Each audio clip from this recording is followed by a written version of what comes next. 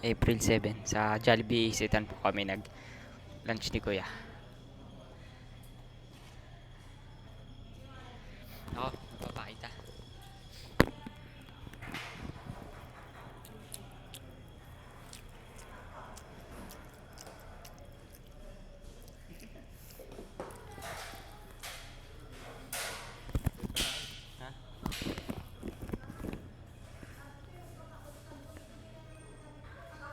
1 minute na natin.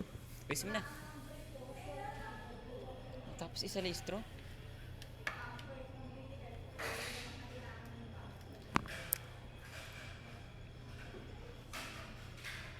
Ayan, nasa Isitan po kami. Isitan. Talang tinid oh.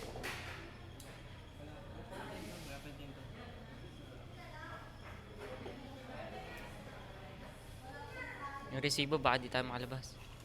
Okay, ayan. Don't forget to pray before you eat. Haha.